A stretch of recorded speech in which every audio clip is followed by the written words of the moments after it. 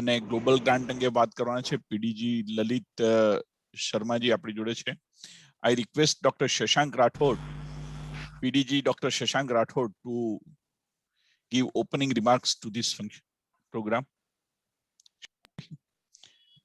Shashank ભાઈ તમને unmute કરવા પડશે તમને. You are mute. So good evening to everyone. Can you hear? आवाज આવે છે ખરો?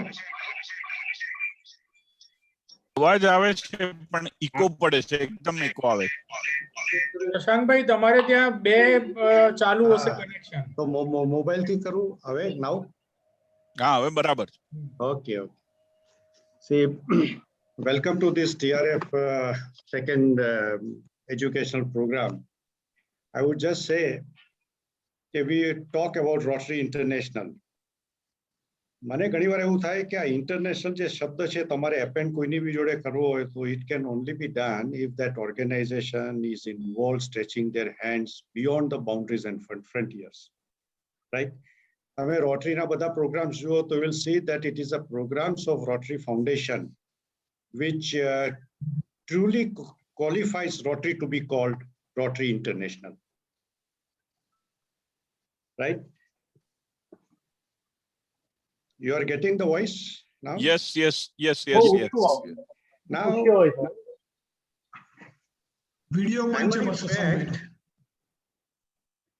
we should understand that there are two major aspects of Rotary Foundation.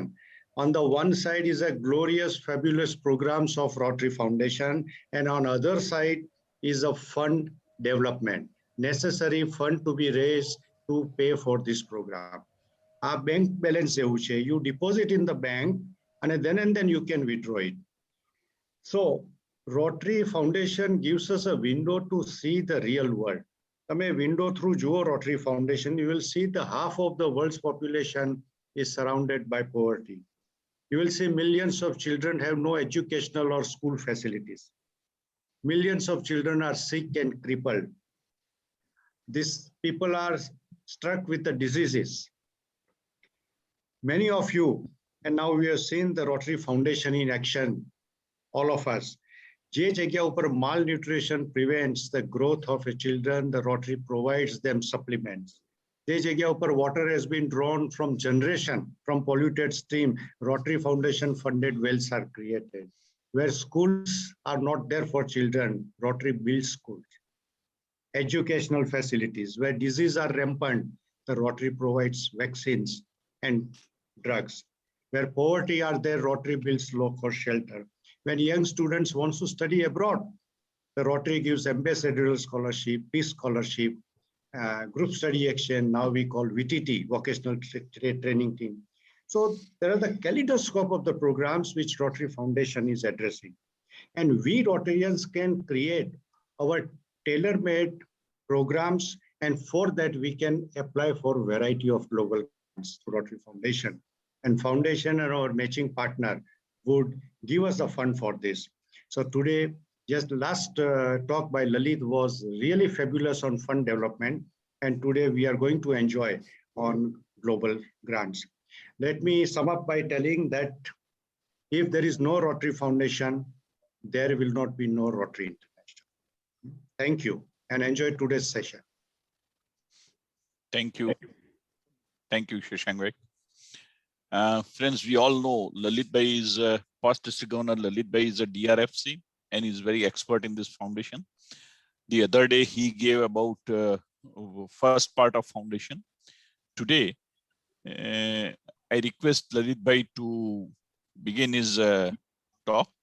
Lalit bhai, you are already made co-host. You can share your screen.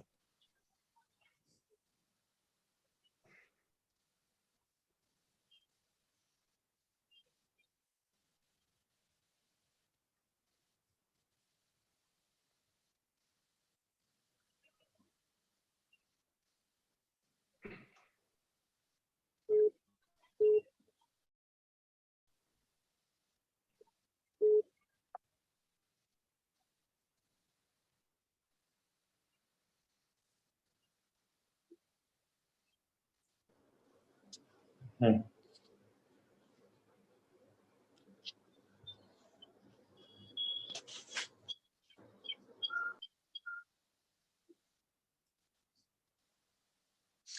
भाई आपकी आवाज नहीं आ रही है। आप म्यूट हो, आप म्यूट म्यूट हो हो। ललित भाई, आप म्यूट हो। हेलो, यस, हाँ अब आ रही है। thank you Mehul bhai for giving me this wonderful opportunity, and thank you Shashank bhai for making my task very easy by your opening remarks. पिछली बार दोस्तों हमने ये देखा था कि रोटरी फाउंडेशन में पैसा आता है तो किन किन तरीके से पैसा आता है। आज हम ये देखेंगे कि उस पैसे का यूटिलाइज, जो फंड्स आते हैं उसका यूटिलाइजेशन कैसे किया जाता है। ये वैसे बहुत टेक्निकल एस्पेक्ट है, लेकिन मैंने कोशिश की है कि मैं इसको बहुत यूजर्स फ्रेंडली बना के जो कठिन है उसको एकदम सरल शब्दों में आपको बताऊं। और मैं आपको विश्वास दिलाता हूं कि किसी भी मौके पे आपको ऐसा नहीं लगेगा कि आप कोई भी कोई ऑटोमेटिक फिल्म देख रहे हैं या क्या हो रहा है। मैंने कोशिश की है कि मैं इसको जितना इंफॉर्मेटिव बनाना चाहूँ उतना बनाऊं, और आज का सेशन आप सबके लिए यूजफुल हो।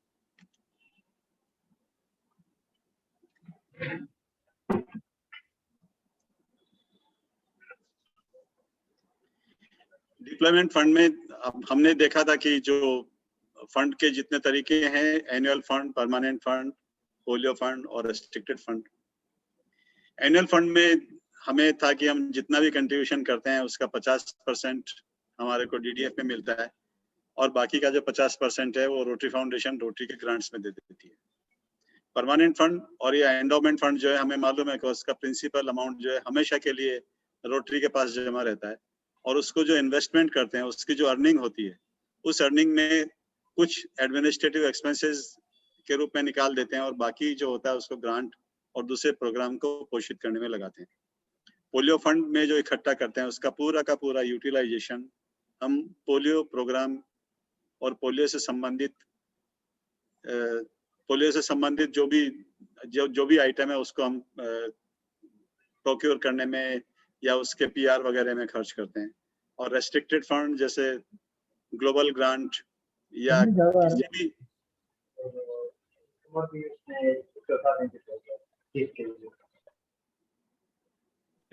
only 1 minute ललित भाई, I request everyone to mute themselves. કોઈનો અવાજ આવે છે, બીજાને disturbance થાય છે. Please check your position and mute yourself. और चौथा और आखिरी जो है रेस्ट्रिक्टेड फंड, जो हम किसी स्पेसिफिक पर्पज के लिए देते हैं वो उसी स्पेसिफिक पर्पज के लिए ही यूटिलाइज होता है। जैसे ग्लोबल ग्रांट में क्लब का कंट्रीब्यूशन दिया हुआ है तो वो ग्लोबल उस स्पेसिफिक ग्लोबल ग्रांट में यूटिलाइज होता है। फाउंडेशन में जो बेसिक है वो ग्रांट ही है, और ग्रांट दो तरह की है, एक डिस्ट्रिक्ट ग्रांट और दूसरी ग्लोबल ग्रांट। मैं आपको बिल्कुल सिंपल भाषा में दोनों को समझाता हूँ।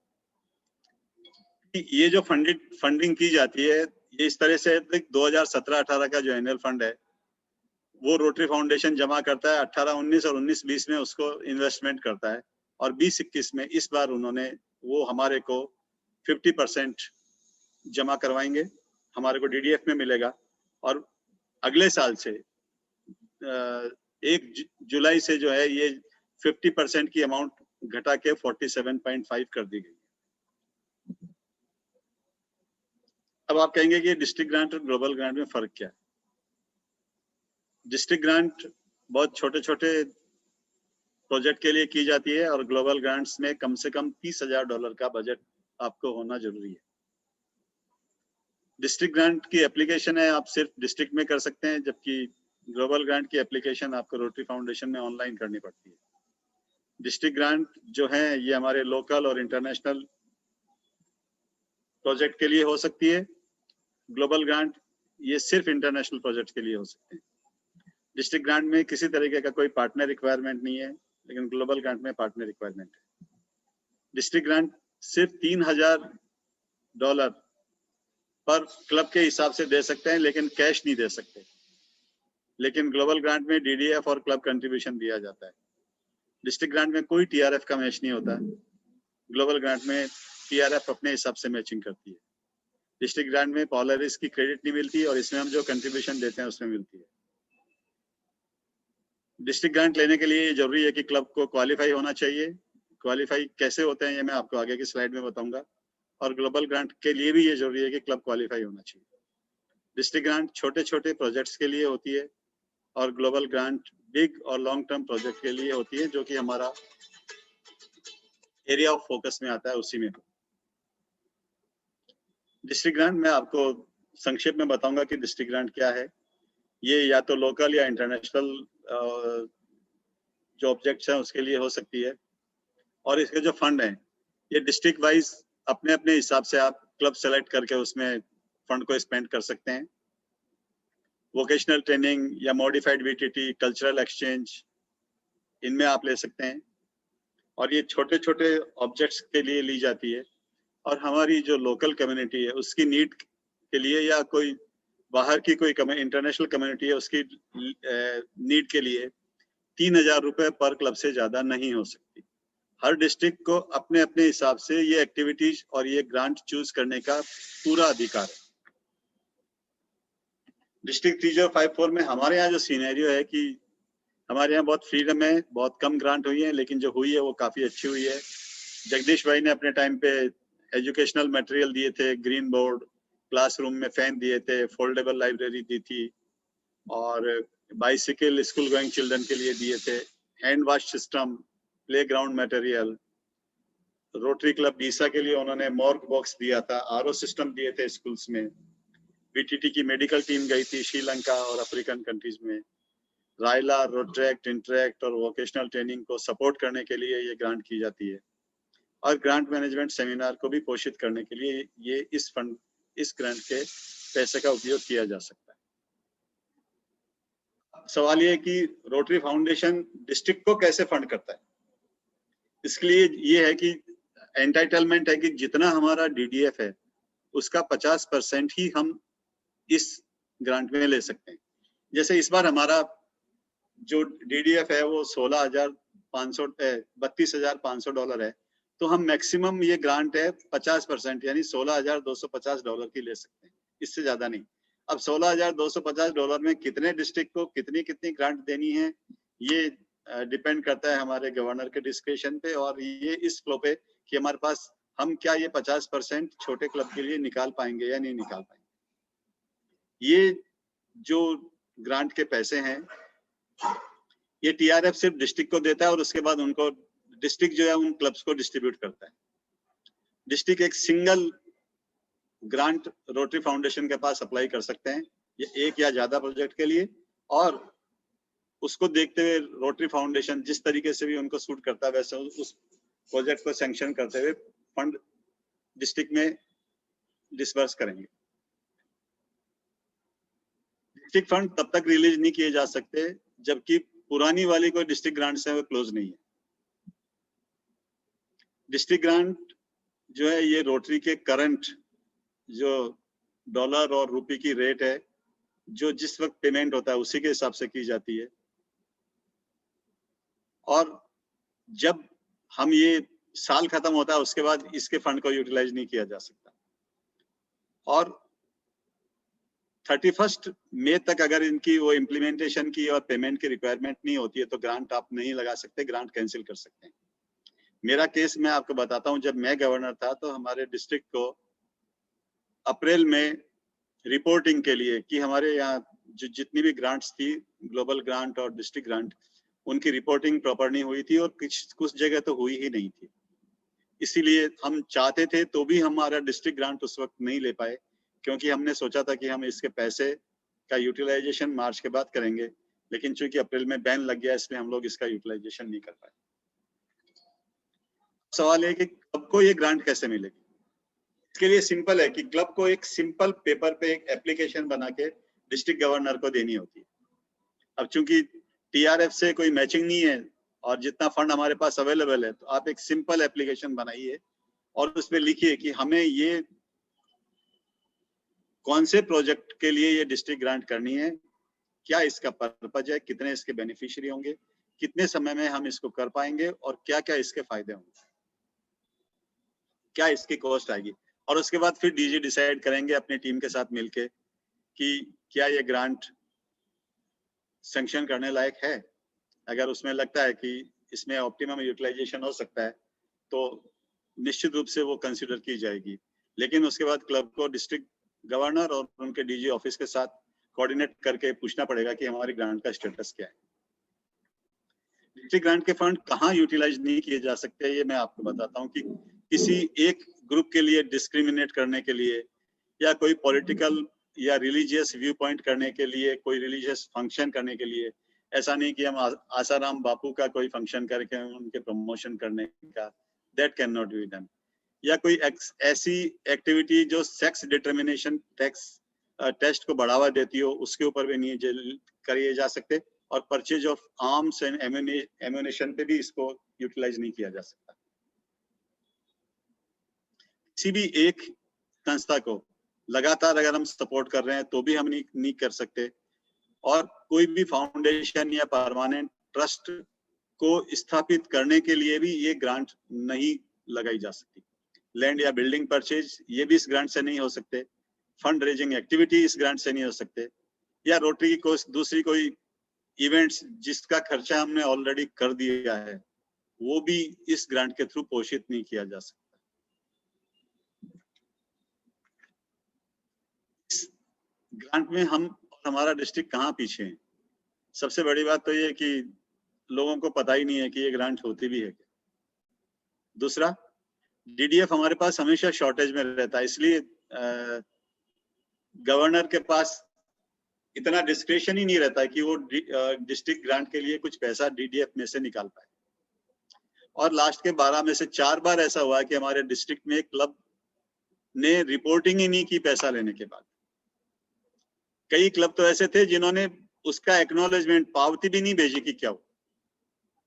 लेट अलोन द यूटिलाइजेशन तो बात की बात है, पैसा लेने के बाद उन्होंने ये भी करने की कोशिश नहीं की कि हमने इस पैसे का क्या किया, यूटिलाइज किया भी है या नहीं किया गया है, और किसी तरह की रिपोर्टिंग नहीं की गई।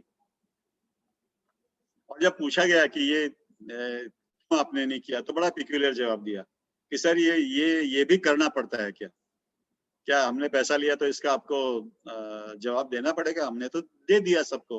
भाई आपने दिया है तो सबको आपको यूटिलाइजेशन भी बताना पड़ेगा कि क्या किया है, और वो भी विद ऑडिटेड रिपोर्ट के साथ आपको पूरा बताना पड़ेगा। विद कौन कौन बेनिफिशियरी का आपको सर्टिफिकेट देना पड़ेगा, आपको उसके फोटोग्राफ देने पड़ेंगे, और आपको बताना पड़ेगा कि कितने बेनिफिशियरी थे और हमने क्या क्या काम किया है।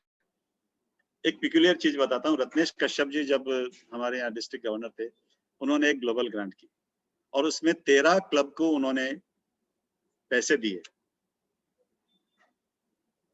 और वो क्लब फॉर्चुनेटली पैसा लेके भूल गए। सबने अपने अपने हिसाब से खर्च कर लिया, और एक बार ये हुआ कि यार ये हमारे डिस्ट्रिक्ट को सस्पेंड कर दिया गया इसलिए कि ये नहीं है। 13 के 13 क्लब में जब पूछा तो हमें बड़े विचित्र जवाब मिले। किसी ने बोला कि हमारा प्रेसिडेंट चला गया, अब हम क्या करें। किसी ने बोला साहब वो प्रेसिडेंट के पास तो है, पर वो रिकॉर्ड किसके पास है ये हम नहीं कह सकते। किसी ने बोला हमें तो पता ही नहीं कि पैसे आए भी हैं या नहीं आए। Now these were very funny thing और very unfortunate thing कि हमारे रोटरी में भी ऐसी चीजें हमें देखने को पड़ती है कि ये क्या हुआ। कई क्लब ऐसे थे जिन्होंने बोला साहब हमने तो 2-3 बार इसकी रिपोर्टिंग कर दी है, अब हम क्या कर सकते हैं। लेकिन बड़ी मुश्किल से सबसे ऊपर से कह के, सबसे कोशिश करके एक हमने हमारी पर्सनल अंडरटेकिंग दी कि ये सब पैसा जो है क्लब्स ने यूटिलाइज कर लिया गया है।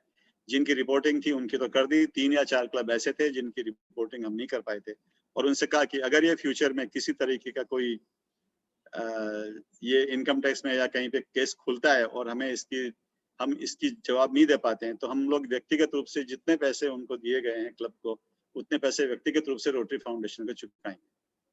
और ऐसी अंडरटेकिंग करने के बाद पहली और आखिरी बात शायद रोटरी फाउंडेशन ने एक स्पेशल केस लेते हुए उस ग्रांट को क्लोज किया। और तब से हमने ये डिसाइड किया कि जहां तक हो वहां तक ऐसे ही क्लब को दो जो कि जिनको मालूम है कि अगर प्रेसिडेंट चला जाता है तो उसके बाद रिकॉर्ड किसके पास रहते हैं। आप ये बहाना नहीं बना सकते कि मेरे पास सर पैसे तो हमने ले लिए लेकिन अभी प्रेसिडेंट तो छोड़ के चला गया, या अब उसकी हमारे प्रेसिडेंट से बनती नहीं है इसलिए वो फोन भी नहीं उठाता, आता भी नहीं है, तो क्या करें। लेकिन जब पैसा लिया गया था तब he was part of your club, he was heading your club. आप ये नहीं कह सकते कि अब चूंकि नहीं है तो हम लोग ये नहीं कर पाएंगे। इसीलिए क्लब कृपया ध्यान दें इस चीज के लिए। ये बहुत अनफॉर्चुनेट चीज थी और मुझे लगा कि मैं इसको डिटेल में आपको बताऊं, इसीलिए मैंने आपको ये चीज बताई। और अब सबसे इंपॉर्टेंट चीज आती है, दूसरी चीज, ग्लोबल ग्रांट के लिए। ग्लोबल ग्रांट सबसे पॉपुलर और इफेक्टिव प्रोग्राम है हमारी रोटरी में, जिसने आज तक लाखों लोगों की जिंदगियां डाउन साइड से अप साइड की है और उनकी पूरी जिंदगी को ट्रांसफॉर्म किया है। जब कुछ सालों पहले तक ये मैचिंग ग्रांट कहलाती थी और उसके बाद 5-6 साल पहले इसके स्कोप को वाइडन किया गया थोड़ी बड़ा किया गया, इसको मीनिंगफुल बनाया गया और ये डिसाइड किया कि कम से कम $30,000 तो इसमें स्कोप होना ही चाहिए। जब तक 30,000 का ये ग्रांट नहीं है तब तक हम कोई भी ग्लोबल ग्रांट नहीं करेंगे। और बड़ा करने का मतलब ये था कि जब तक हम बड़ा प्रोजेक्ट नहीं करेंगे तब तक समाज में हम लोग ये बता ही नहीं पाएंगे कि हम कौन कौन से प्रोजेक्ट कर रहे हैं। छोटे प्रोजेक्ट को समाज में कोई भी नहीं देखता। फंडिंग में मैंने आपको बताया कि जो वर्ल्ड फंड से कम हमें 10,000 की मैचिंग लेनी जरूरी है, हमसे या इंटरनेशनल पार्टनर से। इंटरनेशनल पार्टनर में कम से कम 15% कंट्रीब्यूशन चाहिए। पहले 30% हुआ करता था, लेकिन अभी इसको 15% कर दिया गया है। और इसकी ड्यूरेशन है, ये छोटे छोटे नहीं लेकिन लॉन्ग टर्म और सस्टेनेबल गोल्स के लिए ही इसको ग्लोबल ग्रांट को देते हैं। के लिए सबसे पहले जरूरी है कि आपका क्लब क्वालिफाई हो ग्रांट लेने के लिए। और क्लब क्वालिफाई तभी होता है कि जब आपके क्लब में से प्रेसिडेंट इलेक्ट और उसके साथ कोई भी एक व्यक्ति ग्रांट मैनेजमेंट सेमिनार अटेंड करे 30 जून के पहले, साल शुरू होने के पहले, और एक मेमोरेंडम साइन करके डिस्ट्रिक्ट को दे कि हम रोटरी फाउंडेशन द्वारा किए गए सब कार्य का सपोर्ट करेंगे और अगर ग्रांट लेते हैं तो उनमें हर उस चीज का पालन करेंगे जिसके लिए हम बाध्य हैं। और ये मेमोरेंडम साइन करने के बाद जब उसका ऑनलाइन डिस्ट्रिक्ट गवर्नर साइट पर चढ़ाते हैं तो आपका क्लब ऑटोमेटिकली क्वालिफाई हो जाता है। ग्लोबल ग्रांट का लाइफ स्पान मैं आपको बताऊंगा। प्लानिंग करते हैं सबसे पहले, उसके बाद अप्लाई करते हैं, इम्प्लीमेंटेशन, इवेल्युएशन और मॉनिटरिंग करते हैं, फिर उसकी रिपोर्टिंग करते हैं और उसके बाद में सबसे इंपॉर्टेंट पॉइंट आता है स्टीवर्डशिप। अगर हम हमारे बिजनेस में देखते हैं तो भी तकरीबन यही है। अगर आप कोई भी प्रोजेक्ट आप इम्प्लीमेंटेशन करना चाहते हैं, आपकी फैक्ट्री हो या आपका बिजनेस हो, तो उसके सेटअप के लिए सबसे इंपॉर्टेंट चीज है प्लानिंग।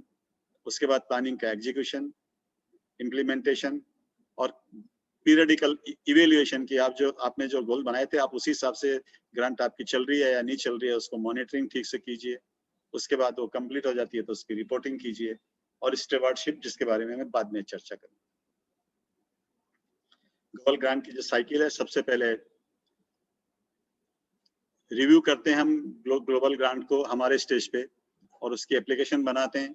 एप्लीकेशन बनाने के बाद उसको रोटरी फाउंडेशन को सबमिट करते हैं। अब रोटरी फाउंडेशन जो है ग्रांट ऑफिसर हमारी एप्लीकेशन को रिव्यू करता है और डिटरमाइन करता है कि ये ग्रांट एलिजिबल है या नहीं। अगर उसमें से कोई चीज मिसिंग है तो मिसिंग इंफॉर्मेशन हमसे मांगते हैं, हम उसको सबमिट कर देते हैं और उसके बाद वो ग्रांट ऑफिसर जो फाउंडेशन है उसको लगता है कि इस प्रोजेक्ट को हम लोग कर सकते हैं तो वो ग्रांट को अप्रूव करता है और या डिसअप्रूव करता है।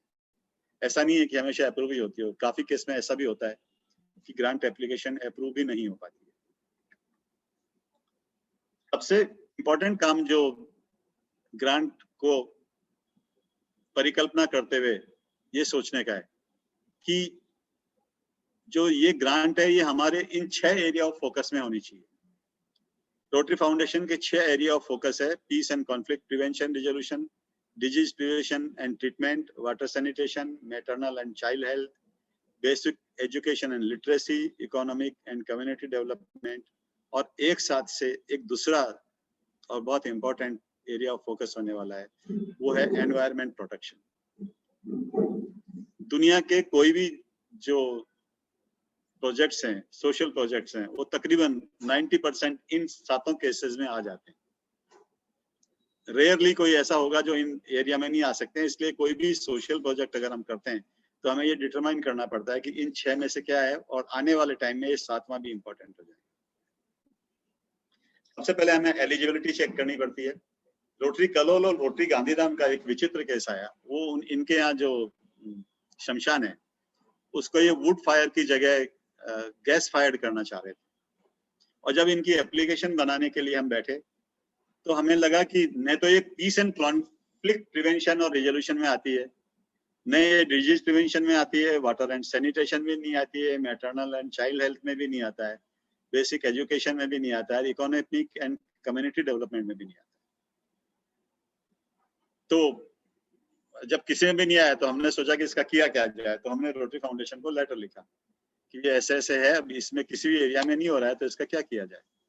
तो उन्होंने रिग्रेटफुली कहा कि आपका प्रोजेक्ट अच्छा है, लेकिन चूंकि ये एरिया ऑफ फोकस जो हमारे 6 एरिया ऑफ फोकस इस वक्त उसमें नहीं आता है, इसलिए आप ये काम नहीं कर पाएंगे। सोचिए हमारे लिए कितना भावनात्मक है कि शमशान गृह जो वुड फायर्ड है उसको अगर हम गैस फायर्ड करना चाहते हैं, वो चूंकि रोटरी के इन एरिया ऑफ फोकस में नहीं आता था, इसलिए उस प्रोजेक्ट को डिक्लाइन हुआ।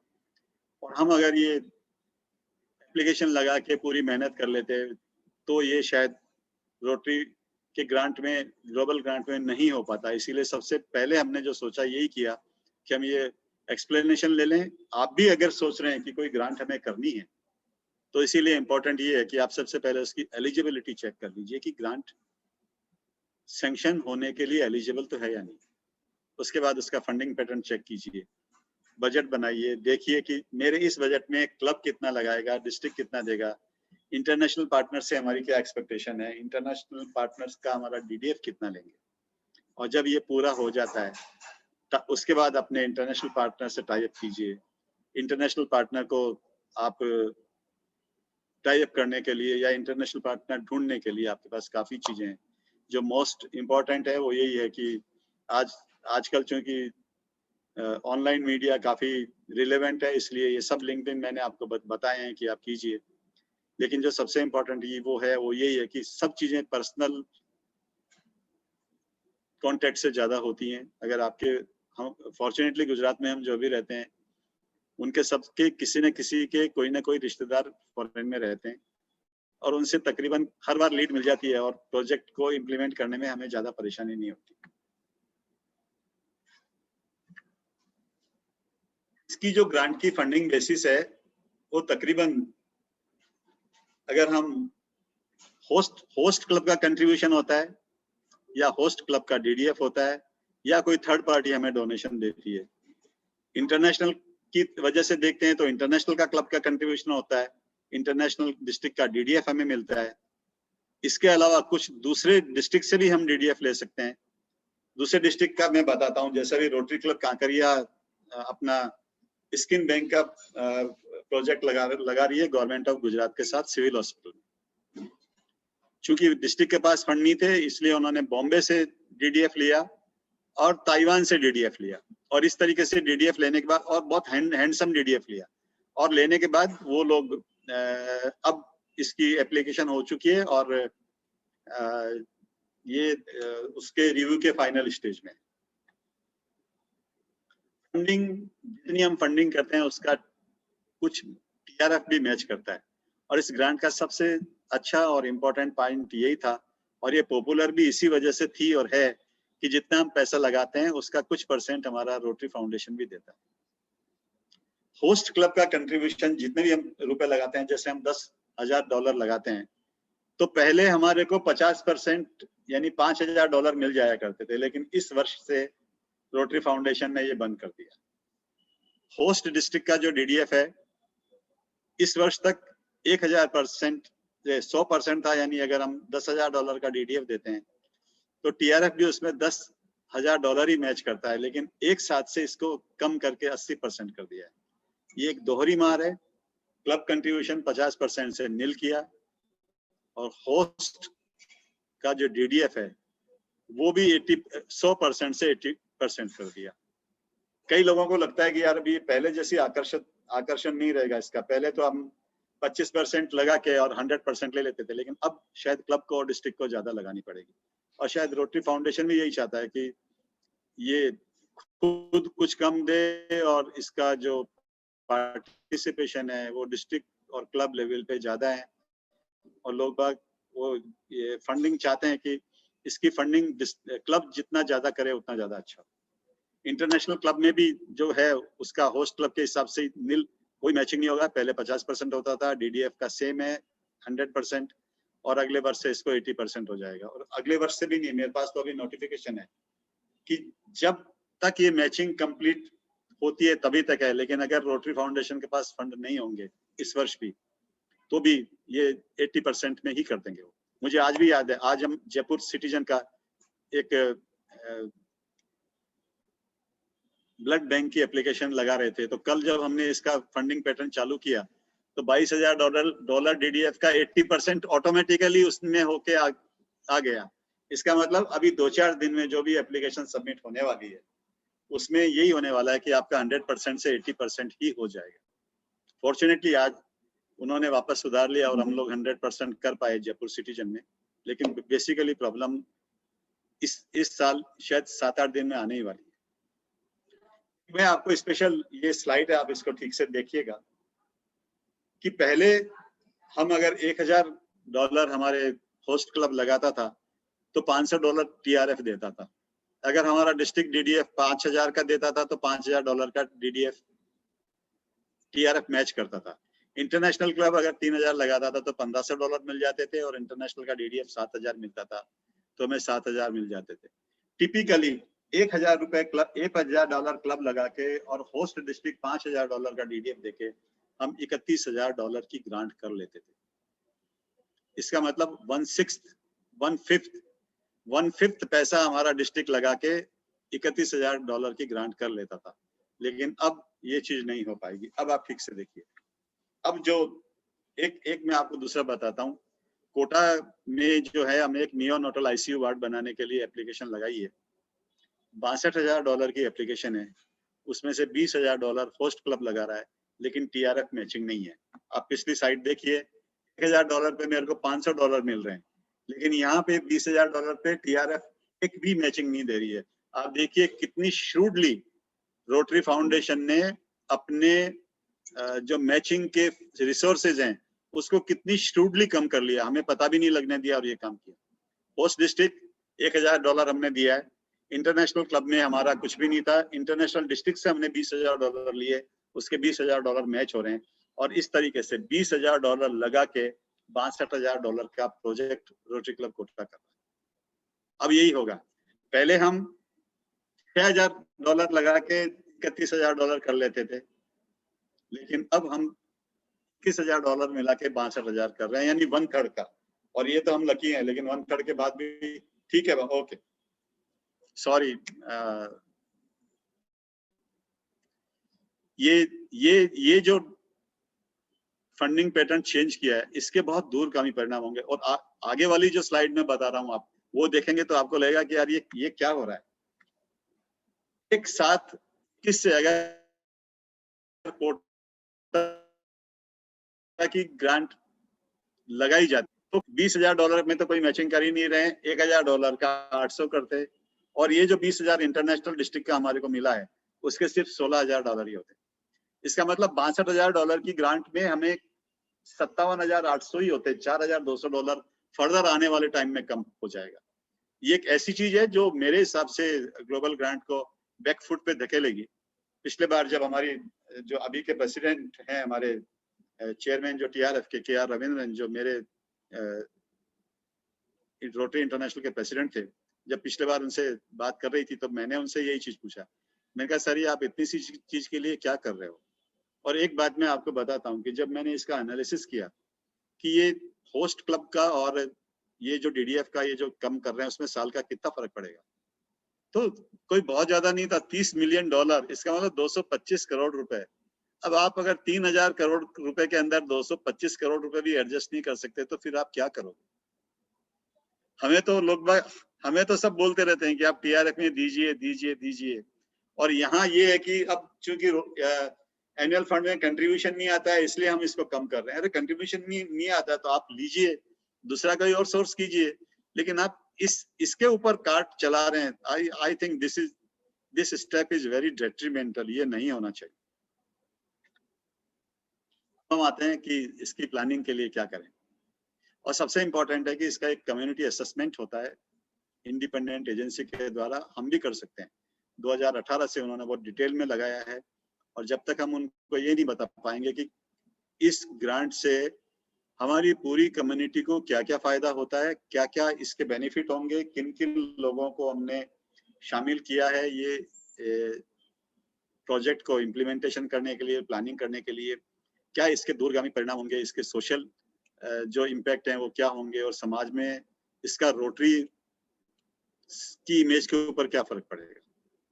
इसीलिए ये जरूरी है कि इसके सोर्सेस क्या हैं, कम्युनिटी की भी नीड है या नहीं है, और कम्युनिटी की नीड को है ये हमारा जो प्रोजेक्ट है वो कैसे एड्रेस करेगा, हम क्या एक्शन लेंगे जिससे कम्युनिटी का जो सोशल स्टेटस है वो इम्प्रूव हो, और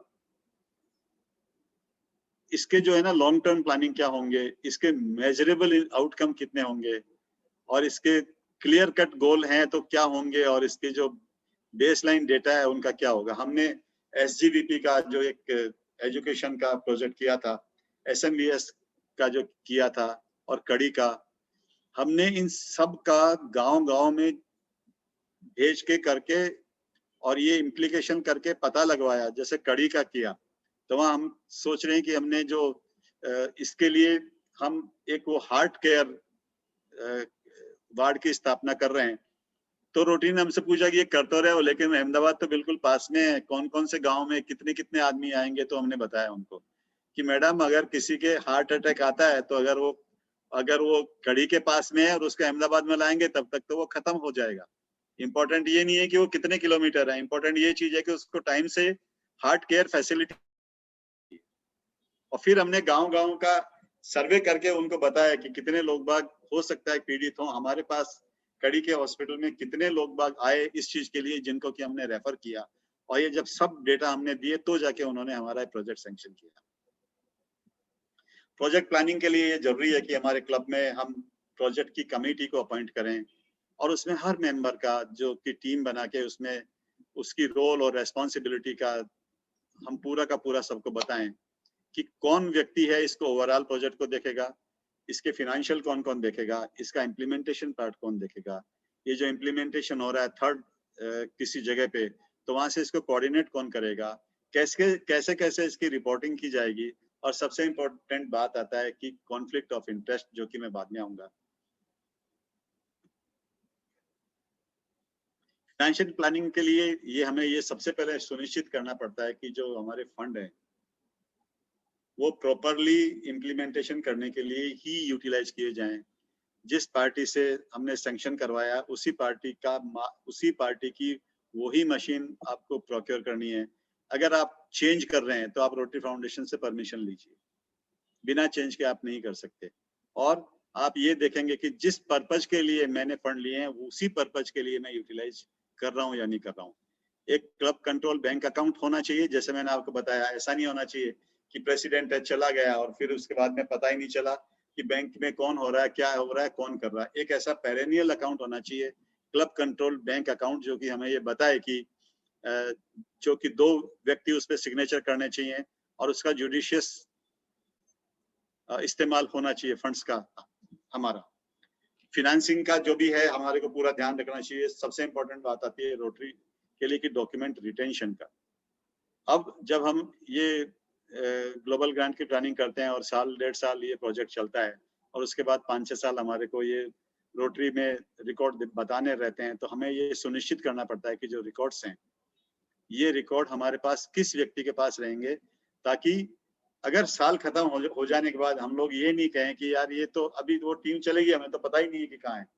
तो ऐसे रिकॉर्ड को क्लब को सुनिश्चित करना चाहिए कि किसी एक जगह पे हो, सब व्यक्ति उनको देख पाएं और वो ये सुनिश्चित कर पाए कि इसमें ट्रांसपेरेंसी है या नहीं है। और लोकल लॉज की बेस पे आपको ये ध्यान रखना चाहिए कि जो हम ये सोच रहे हैं उसके हिसाब से कितना है। जैसे अभी हम 6 साल तक हमारे को इनकम टैक्स के हिसाब से जो रिकॉर्ड है वो हमारे पास रखने पड़ते हैं, तो आपको वो रिकॉर्ड है कम से कम 6 साल तक रखने चाहिए, like so and so fourth. आता है कि ग्लोबल ग्रांट को अप्लाई करने के लिए कैसे करते हैं। ये एक बहुत एक अपना तरीके का अलग सा प्रोजेक्ट है, एक अलग है। मैं चाहूंगा कि मेहुल भाई किसी दिन जो इंटरेस्टेड आदमी है उनके लिए आप 1 घंटे का सेशन अलग रखें और सबको बताएं कि हम ग्लोबल ग्रांट अप्लाई कैसे करते हैं। लेकिन आज मैं आपको संक्षिप्त में ये बताऊंगा कि ये जो ग्रांट है ये रोटरी की साइट पे जाके आप ऑनलाइन आपको अप्लाई करनी पड़ती है। इसका एक सिस्टमेटिक प्रोसेस है। जैसे जैसे आप उस प्रोसेस को कंप्लीट करते जाते हैं वैसे वैसे आप उसमें आगे बढ़ सकते हैं। ऐसा नहीं है कि आप उसको सीक्वेंस वाइज ही करें। जो इंफॉर्मेशन आपके पास पहले है आप उसको पहले भर दीजिए, उसको बाद में जब भरना हो बाद में भर दीजिए।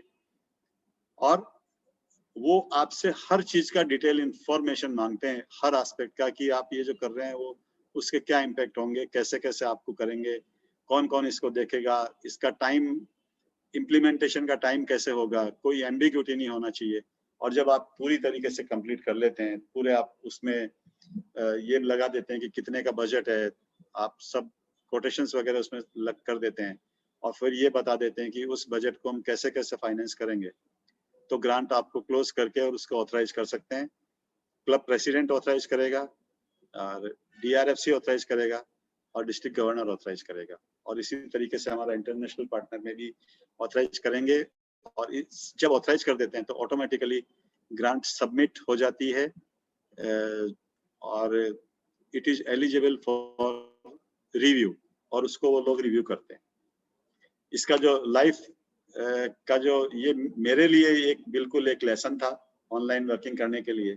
और जैसे जैसे करते गए वैसे वैसे मालूम पड़ता गया कि कहने को ही लगता है कि बहुत लेंथी प्रोसेस है, लेकिन अगर इंफॉर्मेशन हमारे पास सब हो तो ये इतना इम्पॉसिबल और इतना हार्ड नहीं है जितना लोग बाग सोचते हैं। इसकी रिपोर्टिंग आजकल सब चीज चूंकि ऑनलाइन है इसलिए इसकी रिपोर्टिंग भी ऑनलाइन है। पहली रिपोर्टिंग हमारे को जो पैसे मिलते हैं उसके 12 महीने के अंदर अंदर करनी पड़ती है और उसके बाद हर वर्ष 31 मार्च को समाप्त हुए वाले पीरियड में 31 मई को करनी पड़ेगी। इसका मतलब अभी जितनी भी ग्रांट ड्यू है उनकी 31 मार्च वाली जो रिपोर्ट है वो 31 मई तक हमें करनी पड़ेगी। अगर नहीं करते हैं तो फिर वही रिपोर्टिंग की प्रॉब्लम आएगी और हमारा डिस्ट्रिक्ट वापस से हो सकता है, अगर हम टाइमली कर लेंगे तब तो नहीं हो, लेकिन कोशिश मेरी भी जारी है। मैं भी सबको फोन कर रहा हूँ, रोटरी फाउंडेशन से भी सबको फोन आया कि पेंडेमिक है, सभी कुछ है, लेकिन आप अपनी रिपोर्टिंग तो भरिए।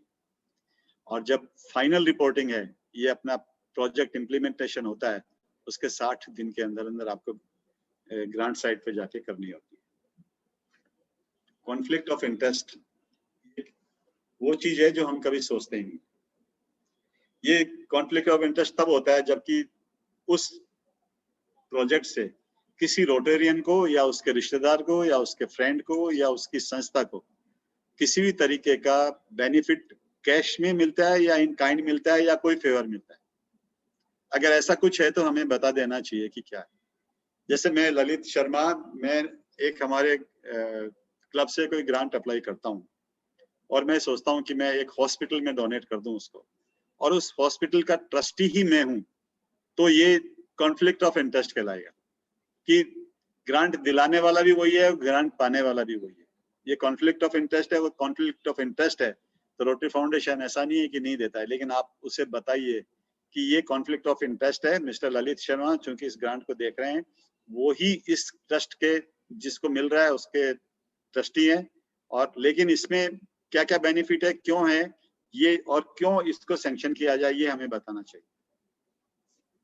पर्सनल बेनिफिट में है कि गेटिंग प्रमोशन या बिजनेस के रेफरल या पब्लिसिटी हमें मिल जाए या इम्प्रूव्ड सोशल स्टैंडिंग हो जाए, इन ऐसी कई चीजें हैं। लेकिन कहने का मतलब ये है कि जिस भी चीज में थोड़ा बहुत भी हमारा सोशल स्टेटस बढ़ता हो या किसी भी तरीके की हमारे को फिनेंशियल और सोशल किसी भी तरीके की हमें इमेज में या कैसे भी उसमें हमें फायदा होता हो, तो हमें वो रोटेरियंस को वो डिस्क्लोज करना चाहिए इंटरेस्ट हमेशा के लिए। अगर नहीं होता है, जयपुर में एक ग्रांट हुई थी, उसमें जयपुर के जो प्रेसिडेंट थे उन्होंने उनके जो ट्रस्ट है उस ट्रस्ट में उस ग्रांट को अप्लाई कर दिया गया और गलती से वो भूल गए ये बताना कि मैं उस ट्रस्ट में ट्रस्टी भी हूँ। बाद में जब रोटरी फाउंडेशन को मालूम पड़ा तो उन्होंने उस ग्रांट को कैंसिल किया और वो जो पैसे थे वो वापस उनको लौटाने पड़े। उसके बावजूद वो भी तब जबकि वो पैसे सब यूटिलाइज कर लिए थे, उसके बावजूद भी रोटरी फाउंडेशन को वो पैसे वापस लौटाने पड़े। स्टीवर्डशिप एक ऐसी चीज है जो कि आजकल काफी चर्चा में है, और स्टीवर्डशिप का मतलब ये है कि जो पैसा है वो हमारा ट्रस्ट मनी है। जो पैसा हमारे पास आया है ग्रांट का, उसे हम जुडिशियसली अप्लाई करें और उसी पर्पज के लिए अप्लाई करें जिस पर्पज के लिए हमें ये सैंक्शन किया गया है। तो फंड्स हैं वो मिस यूटिलाइजेशन नहीं हो, ट्रांसपेरेंट बैंक अकाउंट हो, एसेट्स हो वो ये देखी जाए कि जो एसेट्स हैं वो एक्चुअली परचेज की गई है या नहीं की है। परचेज की गई है तो उसको देखा भी गया है या नहीं देखा गया है कि ये वहां लगी है या नहीं गई है। कई बार परचेज होने के बावजूद भी नहीं लगती है, ऐसे भी केसेस देखने को मिले हैं। कॉन्फ्लिक्ट ऑफ इंटरेस्ट ये ड्यूली रिपोर्टेड हुआ है या नहीं हुआ है, और इसकी रिपोर्टिंग है वो टाइमली रोटरी फाउंडेशन में की गई है या नहीं की गई है। रिटेंशन ऑफ डॉक्यूमेंट्स, जैसे मैंने कश्यप जी के बारे में आपको बताया कि डॉक्यूमेंट नहीं मिले, ऐसे रिटेंशन को क्लब को सुनिश्चित करना चाहिए कि ये डॉक्यूमेंट जब तक ग्रांट क्लोज नहीं होती है तब तक ये हमारा पास रहे। आजकल चूंकि ये केस काफी होने लग गए, इसलिए ये जो ग्रांट है क्लोज होने के बावजूद भी रोटरी फाउंडेशन इनका ऑडिट करवाता है और क्रॉस चेक करता है कि क्या ये पैसे वास्तव में यूटिलाइज हुए हैं और इसकी ग्रांट आई है या नहीं आई। जो बिल हम देते हैं, कई बार तो देखा गया है कि वो बिल जिससे लिया गया उस पार्टी के पास जाके भी वो पूछते हैं कि सर ये आपने इसने भेजा है, ये वास्तव में आपने दिया है या नहीं दिया, और दिया है तो आपको पैसे कहाँ से मिले, और जो पैसे का वो अकाउंट देता है वो बैंक अकाउंट से टैली करते हैं कि ये ठीक है या नहीं। तो स्टीवर्डशिप बहुत इंपॉर्टेंट चीज है, मैं चाहूंगा कि सब लोग आप इस पे ध्यान दें। ग्लोबल ग्रांट का हमारे यहाँ जो स्टेटस ये है कि अभी तकरीबन 18 करोड़ के जो प्लान है वो हमारे इम्प्लीमेंटेशन में है, और ये प्लान, ये जो ग्रांट्स हैं ये वैरायटी ऑफ सब्जेक्ट्स की हैं। 9 ऐसी ग्रांट्स हैं जो कि अप्लाई की गई है या अंडर सबमिशन है। मैं आपको एक बार हमारे डिस्ट्रिक्ट के बताता हूँ कि कौन कौन से ग्रांट्स हैं, आपको क्लियर होगा। 5 मिनट मुझे और लगेंगे सबमिट करने में। 4 कोविड ग्रांट थी जो कि हमने की, लेकिन उनकी रिपोर्टिंग अभी बाकी है। रोटरी क्लब जयपुर ने एक कोविड सेंटर बनाया, विसनगर ने एक कोविड की लाइब्रेरी, कोविड की लेबोरेटरी बनाई, और 5 जगह दूसरे क्लब द्वारा मिलके वेंटिलेटर लगाए, और हिम्मत नगर में 4 उन्होंने बाईपेप मशीन लगाई। प्रोस्थेटिक लिम्ब जो नारायण सेवा संस्थान है उसमें 140 लाख, 1 करोड़ 40 लाख की फैब्रिकेशन, जो आर्टिफिशियल लिम्ब, जो हमारे हाथ, कृत्रिम हाथ और पैर लगाने का जो प्रोजेक्ट है वो चल रहा है। किडनी और यूरिनरी ग्रांट जो गांधीनगर में एक छोटा club rotary club of Bijapur लगा रहा है। कार्डिक केयर, मैंने कड़ी के बारे में आपको बताया था, हमारे डिस्ट्रिक्ट की अब तक की सबसे बड़ी ग्रांट 4 करोड़ 31 लाख को। आप देखिए 30 मेंबर भी नहीं है, लेकिन वो हमारे डिस्ट्रिक्ट की सबसे बड़ी ग्रांट इंप्लीमेंट कर रहे हैं। Low cost dialysis centre Jaipur 150 wash school में कर रहे हैं, जयपुर में ही 1 करोड़ 72 लाख रुपए का। वाशिंग स्कूल उदयपुर में है 86 लाख का। इमरजेंसी और क्रिटिकल केयर इक्विपमेंट धंधुका में 66 लाख का, और दूसरी छोटी छोटी ग्रांट्स हैं जो कि तकरीबन 1.5 करोड़ की है। जो पाइपलाइन में है वो है कि स्किन बैंक जयपुर और अहमदाबाद में हो रही है, डायलिसिस सेंटर अहमदाबाद और आबू में। एम्प्लॉयमेंट टू 1000 वीमेन 85 लाख का है, ये पूरे अक्रॉस द डिस्ट्रिक्ट होने वाला है। अनफॉर्चुनेटली इस क्लब को उन्होंने डिक्लाइन किया है, हम लोग उनके पीछे हैं, अगर कर देते हैं तो अच्छा है। फैकोमिल्सिफिकेशन मशीन 4 सिटीज में लग रही है। हैप्पी स्कूल भुज 50 लाख की, ये हमारे डिस्ट्रिक्ट की पहली ग्रांट होगी जो कि CSR के थ्रू फंड होगी। CT scan centre rotary hospital Kalol में अब हमारे फाइनल स्टेज में है। न्यूनेटल वार्ड कोटा, जिसकी मैंने फंडिंग भी आपको बताई 45 लाख की। ब्लड बैंक जयपुर और ब्लड डोनेशन वान कोट। 3054 का जो ग्लोबल ग्रांट है उसका सिनेरियो मैं आपको बताता हूँ कि एक धारणा बनी हुई है, और इस हिसाब से बहुत कम लोग बाग ग्लोबल ग्रांट के लिए अप्लाई करते हैं, लेकिन हम फिर भी जो है ना जयपुर और उदयपुर रीजन से बहुत बेटर हैं कि हम लोग फिर भी एप्लीकेशन लगाते हैं। और इसका रीजन यही है कि इसकी पर्याप्त लोगों में जानकारी नहीं है।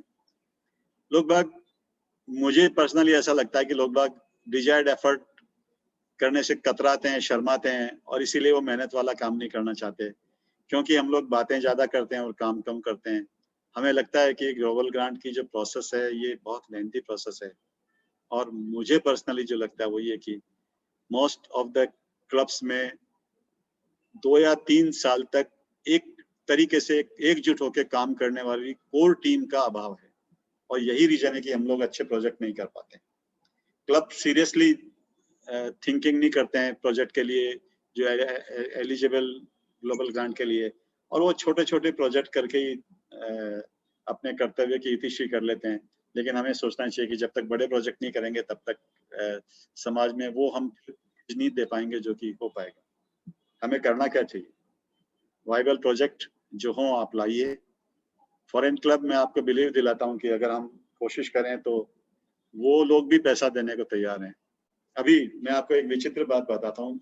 5-6 दिन पहले मेरे पास पालनपुर के डिप्टी कलेक्टर का फोन आया, और वो मेरे को उदयपुर के एक रोटेरियन से उन्होंने मेरी मुलाकात करवाई टेलीफोनिकली, और वो जो अंबाजी का जो हॉस्पिटल है गवर्नमेंट हॉस्पिटल, उसमें ऑक्सीजन प्लांट लगाने का पैसा दे रहे हैं। और उन रोटेरियन ने कहा कि सर आप तो इसको ग्रांट को लगा दीजिए, सारे पैसे मैं देता हूँ। और दोस्तों, ऐसे प्रोजेक्ट में ऐसे पैसे देने वाले लोगों की कमी नहीं है, कमी हम में है कि हम वो रिसोर्सेज ढूंढ नहीं पाते। लोकल कम्युनिटी की नीड है, वो अब जो है ना बड़े से बेहतर होती चली जा रही है। अब मुझे लगता है कि कोई भी जो समाज है, रोटरी ट्री प्लांटेशन कर रहा है या ब्लड डोनेशन कैंप कर रहा है या छोटे छोटे अमाउंट को नोटबुक दे रहा है, डिस्ट्रीब्यूशन कर रहा है, क्या कर रहा है, इसमें लोगों को बिल्कुल इंटरेस्ट नहीं। ये समय है कि हम बड़े और समाज को ज्यादा उपयोगी होने वाले प्रोजेक्ट के ऊपर ग्रेजुएट करें। जब तक हम छोटे प्रोजेक्ट से बड़े प्रोजेक्ट के ऊपर ग्रेजुएट नहीं करेंगे और सोसाइटी को मैसिव हेल्प नहीं करेंगे, तब तक रोटरी की इमेज बन नहीं पाएंगी और हम थोड़े टाइम बाद में हम हाशिए की तरफ धकेल दिए जाएंगे। इसलिए मैं आपसे रिक्वेस्ट करूंगा कि आज का सेशन लेके आप देखिए, टीम बनाइए और सोचिए कि हम लोग क्या कर सकते हैं। पैसे, मेरा मानना है कि अगर प्रोजेक्ट अच्छा है तो पैसे आते ही हैं। इम्पोर्टेंट ये है कि हमारे में खुद काम करने की ललक कितनी। अगर हम डेडिकेटेड हैं तो हम निश्चित रूप से आप सफल होंगे, इसमें कोई डाउट नहीं। इम्पैक्ट ऑफ रिसेंट चेंजेस मैं चाहता था कि 2 मिनट में बताऊं। मेहुल भाई अगर समय है तो मैं बताऊं, वरना मैं इसको बंद करूं। आप बता दीजिए। अभी जो रिसेंट चेंजेस हुए हैं, मैंने काफी तो आपको कहा है, लेकिन मैं आपको ये चाहता था कि लास्ट में ये बताऊं कि जो DDF है वो हमें जो पहले मिलता था 50%, अब 2.5% कम मिलने लगेगा। क्लब का कंट्रीब्यूशन जो पहले 50% मैच होता था वो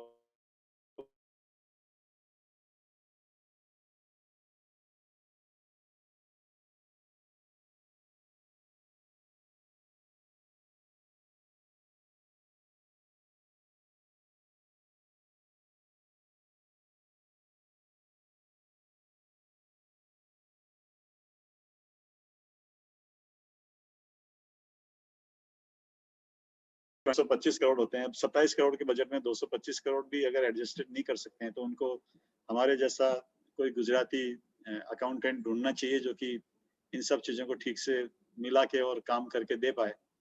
जब तक वो हम जैसे एफिशिएंट लोगों को प्लानिंग में नहीं लगाएंगे तब तक यही होता रहेगा। और मैं आपको पक्का विश्वास दिलाता हूँ कि 225 करोड़ रुपए TRF को लोगों से और मैचिंग करके बढ़ाने चाहिए, रादर देन कि ये छोटी छोटी चीजों से करके करने।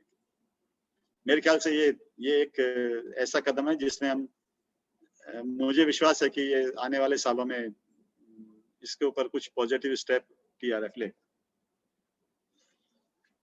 अब मैं अभी कि अगर आपके कोई क्वेश्चन है तो आप पूछ सकते हैं। निश्चित रूप से मैं उनका जवाब देने के लिए पूरी कोशिश करूंगा।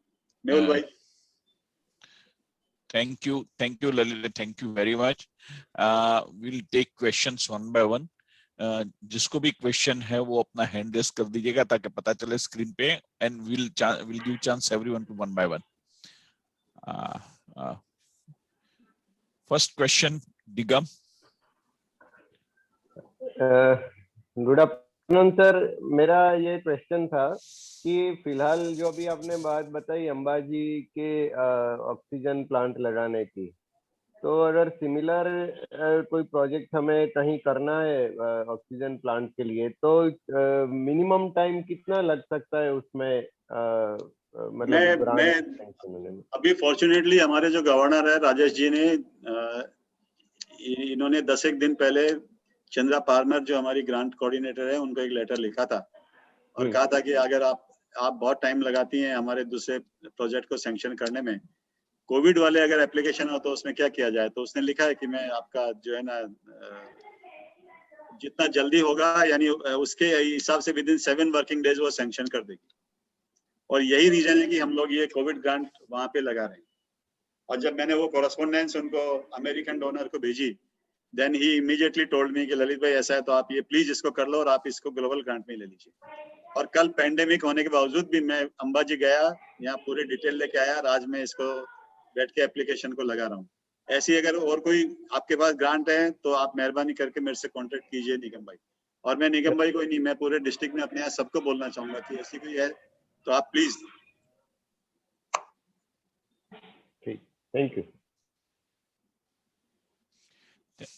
Thank you. Khushbu,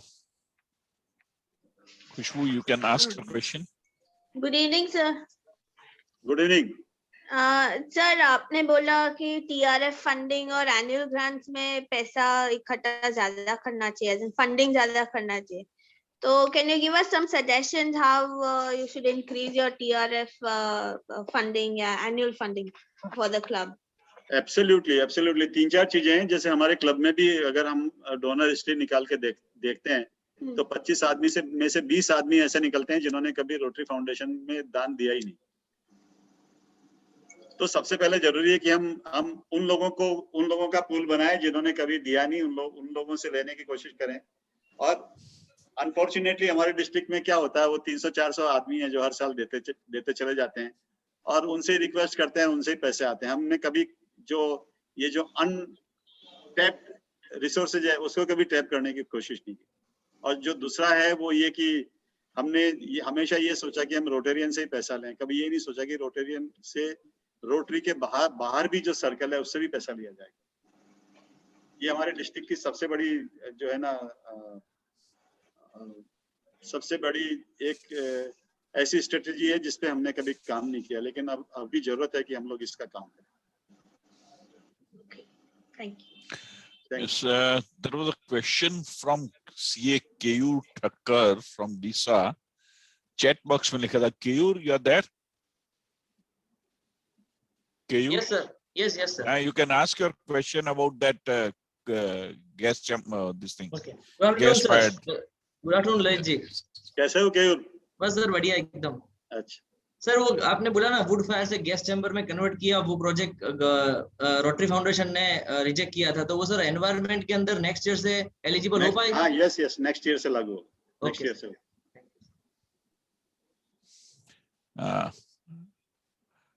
Rajendra Nagar, he was having some question. Rajendra? I'm not having any question, but I would love to be a part of the team. Lalit ji said if somebody wants to learn in detail regarding the application of global funding, so I would be very much interested in knowing about because I have a dream. So sooner or later, someday I will definitely have my dream fulfilled because I have a global grant project in hand.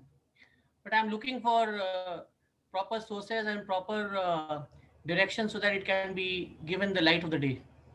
Rajendra भाई, आप personally मेरे से मिलिए, आप phone पे बात कीजिए। और मेहुल भाई, मैं आपको एक बात कर रहा हूँ, जब भी अपन अपनी टीम बनाते हैं, the first person to be with us will be Rajendra भाई। आप सबसे पहले इनका नाम लिख लीजिए ग्रांट्स में। ठीक है। लेकिन सर ललित जी, लेकिन एक यानी आई डोंट नो, क्योंकि मैं तो अभी रोटरी में खाली 7 साल ही हुए हैं, लेकिन पीपल से कि getting DDF for a global grant project is quite difficult. There is lot of favoritism. There is lot of pushbacks and they are not willing to support some projects. I don't know for what reason. तो ये सही है कि गलत है मेरे को नहीं पता, but this actually puts you back कि जब DDF मिलेगा ही नहीं तो फिर क्या अपने करने का। ये काफी हद तक आपका जो सोचना है, ये जनरल लोग बाग भी यही सोचते हैं, लेकिन चूंकि मैं टेबल के उस साइड में बैठा हूँ, इसलिए मैं आपको कहूंगा कि इस बार हमारा DDF सिर्फ $32,500 ही था और हमने 70,000 भीख मांग के सैंक्शन के लिए डाल दिए और $25,000 का अब अभी हम इंतजार कर रहे हैं कि आता है तो कर लेते हैं। इसका मतलब तकरीबन $1 लाख से ज्यादा का DDF हम लोग यूटिलाइज कर लेंगे। आक्षेप लगाना बहुत अच्छा है कि फेवरेटिज्म होता है जहाँ पैसे कम होंगे और 4 जने अगर मांगने वाले हैं तो निश्चित रूप से उसके अंदर जो बेटर आदमी है उसी का ही किया जाएगा। लेकिन जरूरी इस चीज का है कि एज ए टीम अगर हम बैठते हैं और अगर हम ये डिटरमाइन करते हैं कि नहीं यार, this project will not allowed to be put into scrap book, तो फिर हमारी भी जिम्मेदारी बन जाती है कि यार इसके लिए DDF कहाँ से करे जाए। मैं डिस्ट्रिक्ट गवर्नर राजेश को अप्रिशिएट करूंगा कि इस बार DDF लेने के लिए उन्होंने 534 में से एक वो खुद है, इनको छोड़ दे तो 533 डिस्ट्रिक्ट में इंडिविजुअली ईमेल लिखा है कि सर हमारे को आप इस प्रोजेक्ट के लिए पैसा दीजिए। हमारे डिस्ट्रिक्ट में आज तक पहले कभी इस तरीके का काम नहीं हुआ और यही वजह है कि हम एडिशनल DDF ले पाए।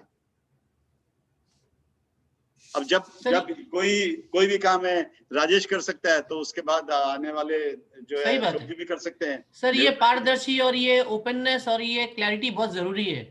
राजेश जी ने काफी हद तक ये क्लैरिटी लाने की कोशिश की है और हमें बहुत अच्छा लगता है कि things are so transparent at this our.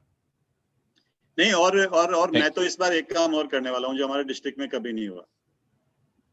एक चार्ट बना के जो है ना, मैं जून में सबको मेल करूंगा कि कितना DDF था, कितना हमने किस किस प्रोजेक्ट को यूटिलाइज करने के लिए किया और कितना दूसरे लोगों से लेके हमने यूटिलाइज किया, ताकि लोगों को ध्यान रहे। और ये जो भ्रांतियां हैं कि नहीं ये जो फेवरेटिज्म होता है और भाई भतीजा चलता है, ये तकरीबन ये जो मिथ है ये लोगों का टूटेगा।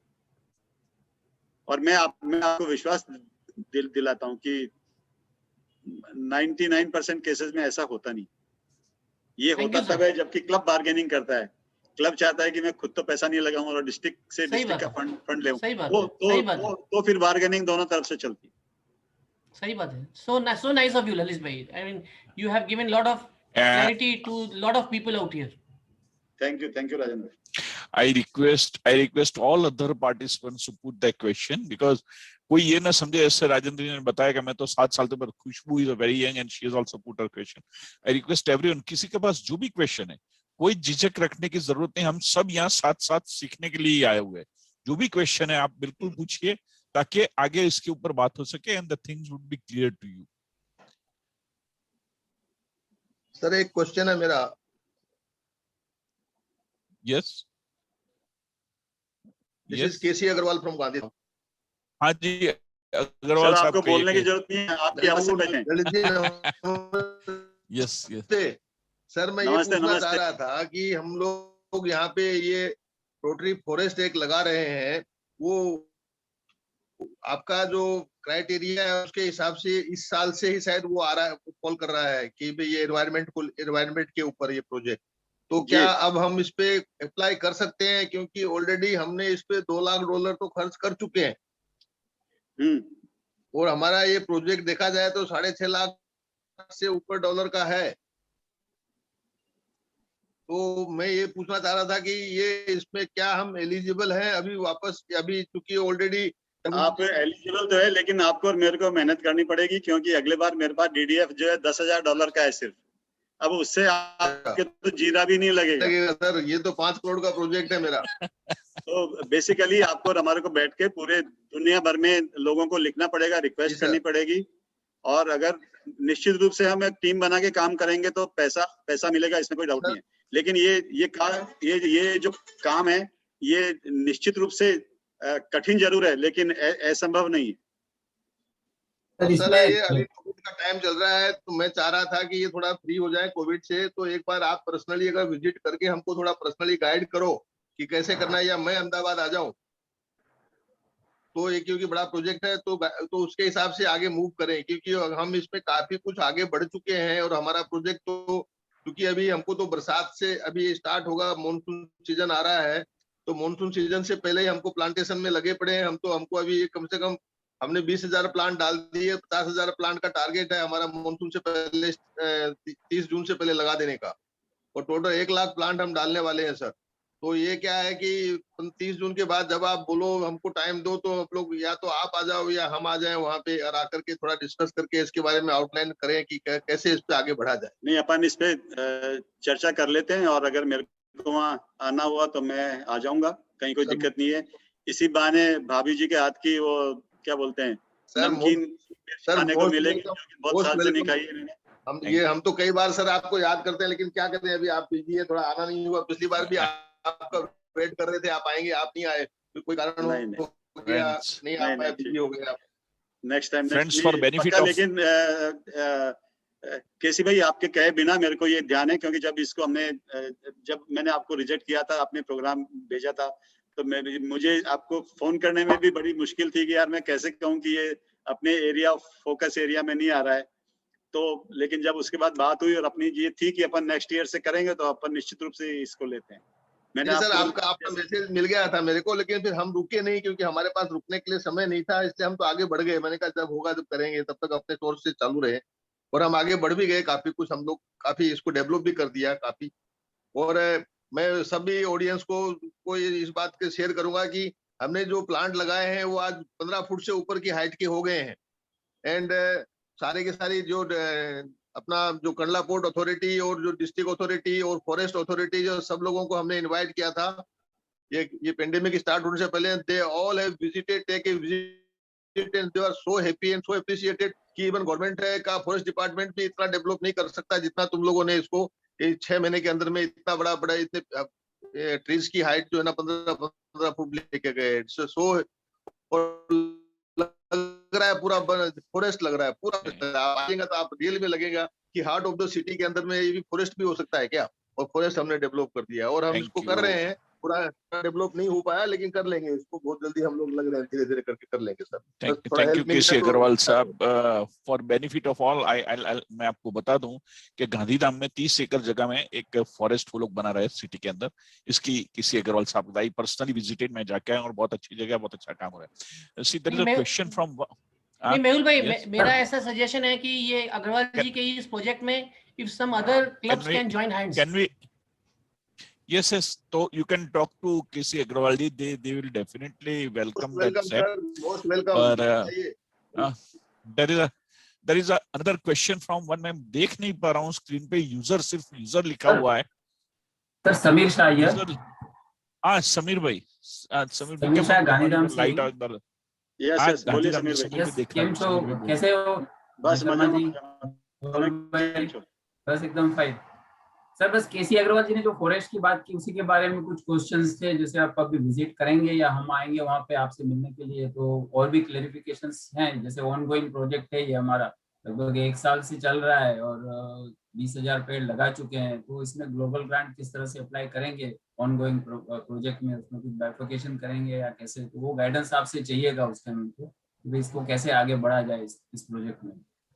समीर भाई और केसी भाई, मैं आपको ये बताना चाहूंगा कि आप ये पहली बात तो सोच छोड़ दीजिए कि हम अगले साल से क्या करेंगे क्या नहीं करेंगे, लेकिन एक ही बात है, I am part and consider me part and member of your club, और निश्चित रूप से मेरा 100% सपोर्ट आपके इस प्रोजेक्ट के लिए रहेगा। मेहनत करनी पड़ेगी लेकिन हम लोग करेंगे। मेहनत तो करेंगे सर आपके साथ, आपका हेल्प मिलेगा तो मेहनत तो जरूर करेंगे। और एक और बात पूछनी थी सर, जैसे गेला भाई ने ये अपना आज की मीटिंग के पहले ही जो कोविड हॉस्पिटल के बारे में बात की थी, अभी उसमें 36 बेड की हॉस्पिटल ऑलरेडी चालू हो चुकी है और 36 बेड की और भी आगे प्रोसेस करना है, ऐसा गवर्नमेंट ने हमको बताया है। उसके लिए फंडिंग चाहिए, तो उसमें कुछ अभी कुछ कर सकते हैं ग्लोबल ग्रांट से या कोई दूसरी ग्रांट से, ऐसा कुछ? अभी एक बार आप मेरे से इसके बाद में बात कर लीजिएगा, अगर फिजिबल लगता है तो निश्चित रूप से करेंगे। Okay, thank you. Anyone else? Yes, मैं मयूर भाई। Yes, पवन भाई। Good evening Lalit ji. एक मिनट पवन भाई, एक मिनट, जिसको भी क्वेश्चन है वो अपना हैंड रेस करके रखे ताकि मुझे पता चले। हाँ पवन भाई कंटिन्यू। ललित जी, क्या कुछ ऐसे प्रोजेक्ट्स हैं जो फाइनेंस की वजह से डिस्ट्रिक्ट में नहीं हो पा रहे हैं, और वो इस तरह की कोई प्रोजेक्ट्स की अगर हमारे पास लिस्ट हो और डिस्ट्रिक्ट के अंदर सर्कुलेट हो कि कोई मैन पावर की कमी है या कोई फाइनेंस की कमी है जिसकी वजह से वो क्लब उस प्रोजेक्ट को नहीं कर पा रही है, तो क्या ऐसे कोई प्रोजेक्ट हम लोगों को या पूरी डिस्ट्रिक्ट में सर्कुलेट हो सकते हैं कि जिससे कि दूसरी क्लब उसका बेनिफिट उठा सके, या उसके अगर पास में फाइनेंस है या मैन पावर से ताकि वो कर सके? क्या can you guide in this matter? Absolutely. और मुझे तो ये सोच के लग रहा है कि ये बात मुझे क्यों मैं क्यों सोच नहीं पाया। निश्चित रूप से 2-3 प्रोजेक्ट हैं ऐसे जिसके लिए फाइनेंशियल हार्डशिप हो रही है। मैं आप हमें बताइए कि क्योंकि हम शायद हम लोग या कोई भी दूसरी क्लब वो कर सके, हमें ऐसा प्रोजेक्ट सजेस्ट करिए आप। नहीं, बेसिकली जैसे एक रोटरी क्लब मालपुरा, हाँ जी, ये 20 ऑक्सीजन कंसंट्रेटर लगाने का और उसके साथ जो भी करने का सोच रही है, और उसके साथ उसमें कुछ बेड भी हैं, और उसकी टोटल कॉस्ट $30,000 के आसपास है। उसमें चूंकि ग्रामीण क्लब है, सब एवरेज जो व्यक्ति हैं पैसा ज्यादा नहीं लगा सकते। हमने लोगों से DDF के लिए पूरे विश्व में लेटर लिखे हैं, लेकिन वो मैं सर्कुलेट सबको करता हूँ। ये चीज है, this is very good and very novel idea, and I would like to appreciate you कि ये जो चीज है ये है। दूसरा, और एक और क्लब है, उसमें कुछ एक रोटरी क्लब कलोल के लिए जो हम CT स्कैन लगाने का सोच रहे थे, उसमें भी हमारे कुछ फंड कम पड़ रहे हैं, और मैं ये दोनों की डिटेल आपको सबको सबमिट करता हूँ मैं। और मैं कोशिश करूंगा, रिक्वेस्ट करूंगा कि अगर हो तो आप हमारे को फाइनेंशियल हेल्प दीजिए इसमें। बिल्कुल। कुणाल। Yes sir. हाँ Lalit ji. Kunal, you can put your. हाँ, कैसे हो कुणाल भाई? सर बढ़िया एकदम। सर मेरा ये कहना था कि जैसे हम लोग ये TRF सेमिनार जैसे जून में होते हैं ना, उसके बाद पूरे साल में सर कोई भी ऐसा वो क्या बोलते हैं सेमिनार जैसा नहीं रहता जिसपे आगे के डिस्ट्रिक्ट बैंक कैसे मिले हैं या कब कैसे प्रोजेक्ट रख सकते हैं, क्योंकि पिछले जो भी रिकॉर्ड देखे जाए ना उसमें सर 15-20 क्लब भी पार्टिसिपेट करती है, ज्यादा क्लब पार्टिसिपेट नहीं करती है।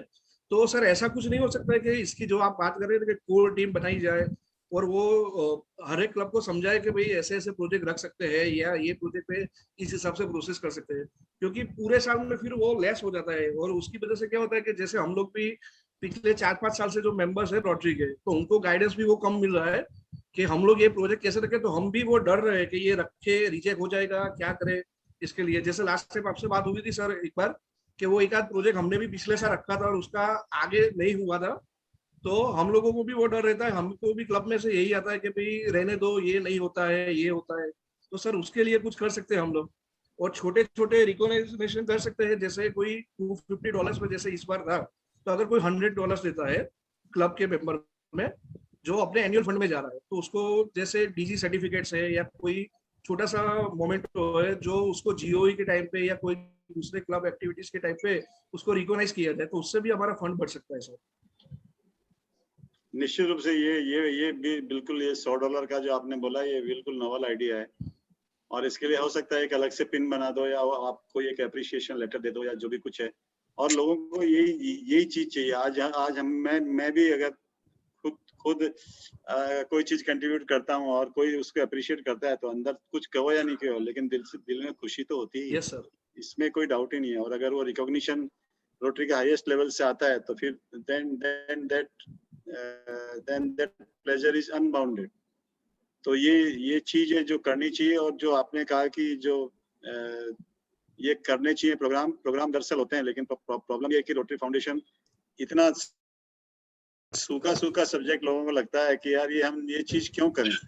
लेकिन मैं आपको सभी को विश्वास दिलाना चाहूंगा कि एक बार इसका जो नशा है वो ऐसा ही है कि जब तक चढ़ता नहीं है, लेकिन एक बार चढ़ना शुरू हो गया उसके बाद आप जिंदगी भर इस रोटरी फाउंडेशन से दूर नहीं जा पाएंगे। मैं आपको यही कहना चाहूंगा। आज अभी मैं एक बड़ा आपको मेरा खुद का एक्सपीरियंस बताऊंगा कि पिछले दिनों मुझे कोविड हुआ और 15 दिन तक मुझे अकेले घर में रहने का मौका मिला, क्योंकि मेरी पत्नी USA में है और मैं अकेला ही 15 दिन आइसोलेशन में था।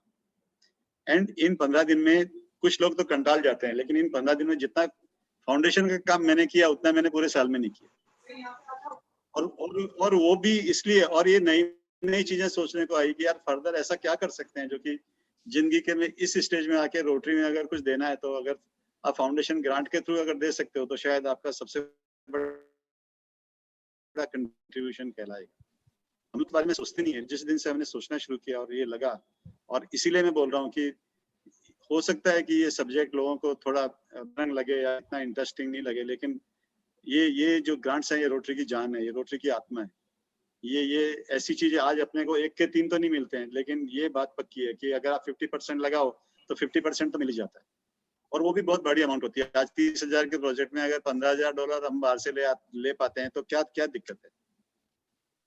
लेकिन इस चीज के लिए कोई सोचता नहीं है, इसलिए कि ये थोड़ा इसमें फॉर्मेलिटी ज्यादा होती है, तो ज्यादा तो सभी में होती है। आज अगर 10 लाख रुपए की बैंक में हमें, तो आप कभी बैंक के चक्कर लगा के देखो, आपको मालूम पड़ जाए कितने पेपर देने पड़ते हैं, कितने आपको फॉर्मेलिटी पूरी करनी पड़ती है। तो जो पैसे देने होते हैं तो वहां पे कुछ फॉर्मेलिटी करनी पड़ती है, तो वो करनी पड़ेगी, लेकिन उससे हमें शाई अवे होने की जरूरत नहीं है। हमें जरूरत इस चीज की है कि हम उसके पीछे लग जाएं तो पैसे मिल जाते हैं, वरना नहीं मिलते। Thank you Krunal. Thank you Krunal.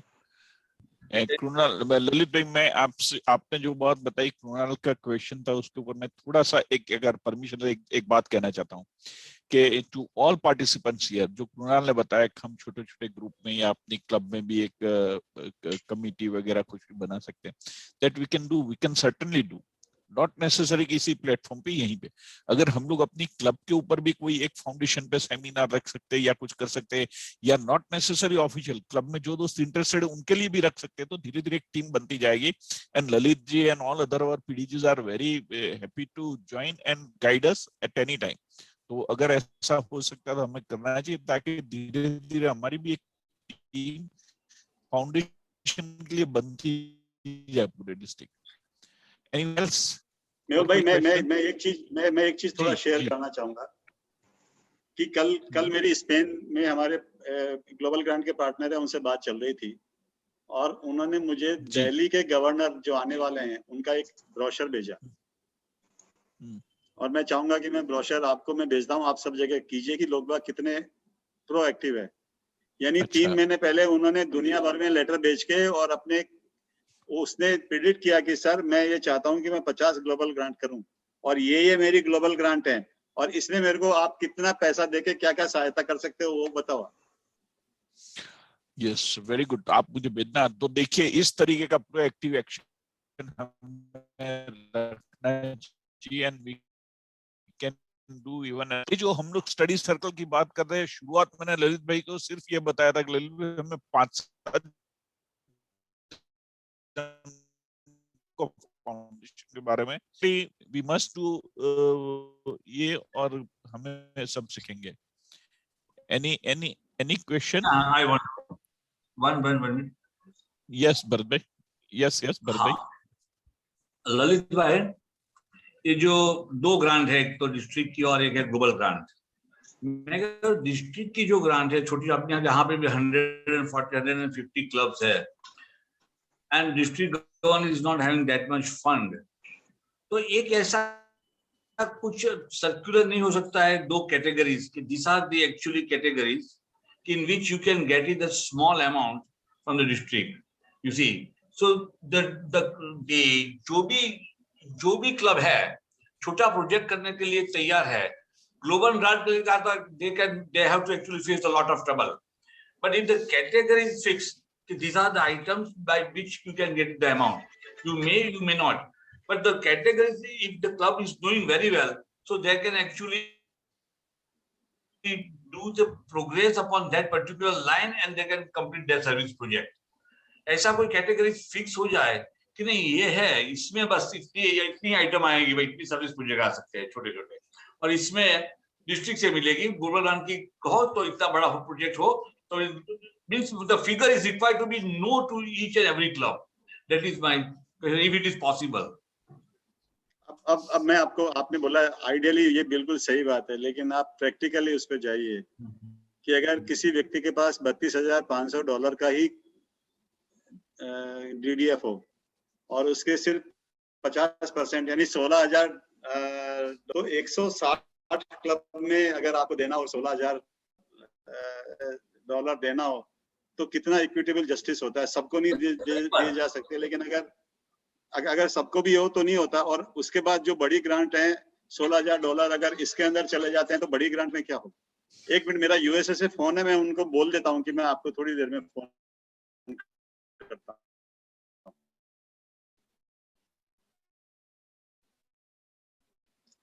Hello नगीन भाई को 15-20 मिनट में फोन करता है ना। Okay okay, thank you.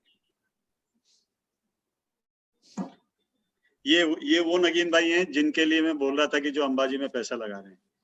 And believe me, आने वाले 2 साल में इनसे जम के रुपए लेने वाला है हमारा डिस्ट्रिक्ट।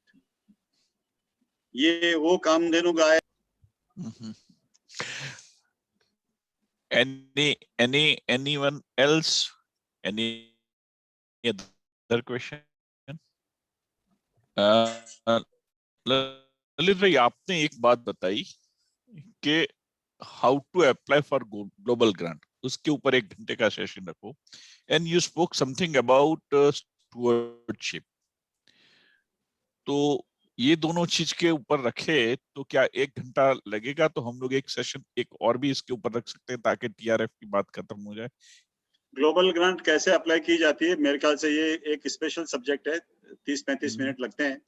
अच्छा, तो ये अगर कर लें तो मेरे ख्याल say that would be better. अच्छा, एवरीवन सबकी इच्छा है तो करें हम लोग क्या एक तीसरा सेशन इसके ऊपर कभी? अगर सब ओके, कहते हैं चलो तो मुझे कोई प्रॉब्लम नहीं। हाँ, तो मैं आपके साथ बात करके 1-2 दिन में फिक्स कर लेंगे। There is a question from Rajendra Surana. Rajendra, you can unmute yourself और आप बात कर सकते हो। Rajendra is from Pali. Yes Rajendra ji, आप बात कर सकते हैं। हाँ, आपको अनम्यूट करना पड़ेगा राजेंद्र जी। हाँ सर, आप म्यूट हो, आपकी आवाज नहीं है। हाँ हाँ, अभी सर अब हाँ, अभी आ रही है, अभी आवाज आ रही है। पहले तो सर ललित जी को बहुत बहुत धन्यवाद। जिस ढंग से आप जो लैंग्वेज में समझाते हैं, जैसे स्कूल में बच्चे समझते हैं ना, वैसे समझ आता है। इतनी अच्छी लैंग्वेज तो ढंग से समझाता है। हाँ, तो आपको बहुत बहुत धन्यवाद सर। अच्छा सर, मेरा हाँ, और बहुत अच्छा समझा सर, बहुत अच्छी तरह से समझ में आया, पिछली बार का भी और इस साल का भी। मेरा एक क्वेश्चन था सर। अभी पाली में सर कोविड सेंटर बना है रोटरी भवन में 53 बेड का। हाँ जी। उसमें सर जैसे कोई भी हमारे को, जैसे हमने पूरा आईसीयू वार्ड बनाया है सर, जिसमें पाइपलाइन वगैरह सब फिट की है, करीबन 20-25 लाख का खर्चा किया है। तो सर इसमें भी क्या ग्रांट मिल सकती है सर? जो पैसा खर्च ऑलरेडी हो चुका है उसके ऊपर ग्रांट नहीं मिल पाएगी, लेकिन अच्छा, अगर आप कुछ और खर्च करना चाहते हो तो उस पे ऊपर निश्चित रूप से हम लोग कार्य कर सकते हैं। जैसे सर अभी वो जो रोटरी, वो जो अभी ऑक्सीजन मशीनों की जनरेटर की बहुत जरूरत है सर हमें। हाँ, अभी हमने 15 जनरेटर तो हमने मंगा चुके हैं और 53 बेड का आईसीयू का पूरा लाइन लगा चुके हैं सर। मतलब वो अलग से चलेगा सर, और जो ऑक्सीजन बैंक बनाया हमने वो अलग से है सर। तो इसमें सर और हमें अगर जनरेटर की आवश्यकता पड़ती है तो क्या वो ग्रांट से मिल सकती है सर? बिल्कुल 100% मिल सकती है। तो सर इसके लिए मुझे किससे संपर्क करना पड़ेगा?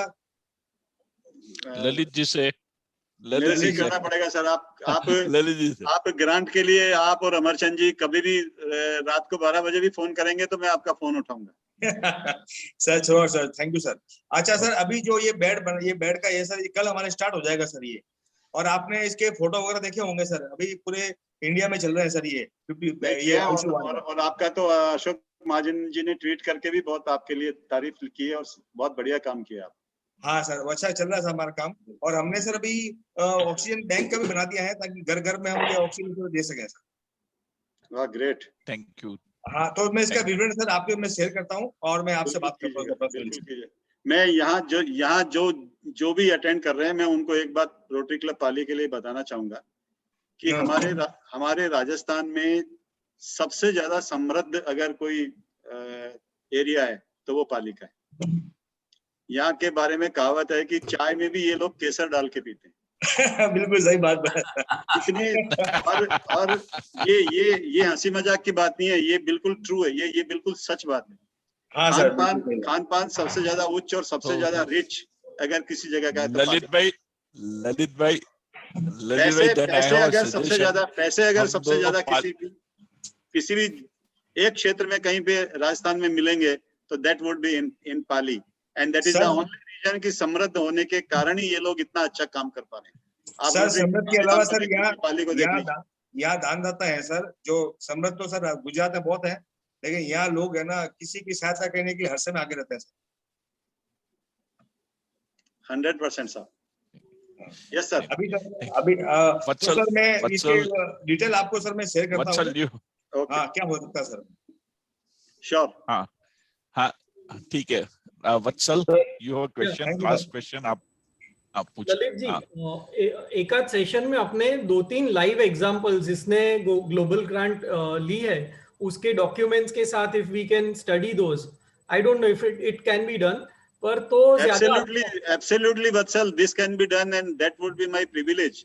और मैं तो ये चाहूंगा कि जितने ग्रांट हुई है मैं सबको ये जो है ना ये सार्वजनिक पेपर है और सबके साथ शेयर करने में क्या दिक्कत है? हम लोगों के बेटरमेंट के लिए कर रहे हैं। वो जितनी ग्रांट है मैं सबका, आप मेरे को आपका ईमेल नंबर भेज दीजिएगा, मैं आपको सब ये जो ग्रांट के डेटा भेज देता हूँ। Thank you. नहीं, मैं ये कहना था ललित जी, तो हम लोग एक सेशन रखे जिसमें how to apply for global grant, और उसके साथ साथ एक ग्रांट जो आपने की है उसका लाइव एग्जांपल आप पावर पॉइंट पे समझा सकते हैं कि इस तरीके से ये किया, इस तरीके से ये डिटेल होनी चाहिए, ये पेपर्स होने चाहिए, इस तरीके का फंडिंग होना चाहिए वगैरह, आप ताकि एक प्रैक्टिकल समझ में आ जाए। हाँ, तो हम लोग एक सेशन, और तो मेरे ख्याल से जो है अगर सबको ये लगे कि ये दोनों सेशन अच्छे हैं और आप लोगों का अगर इंटरेस्ट बना और सबको अपने को लगता है कि ये डिस्ट्रिक्ट के लिए अच्छा है, तो अगर एक बार ये अपन कर लें कि कैसे अप्लाई किया जाता है, तो एक तो वो मिथ टूटेगी लोगों की और लोगों को मालूम पड़ेगा कि अरे यार इसमें तो जो डिटेल मांग रहे हैं ऐसा कुछ है ही नहीं, हम लोग दे सकते हैं।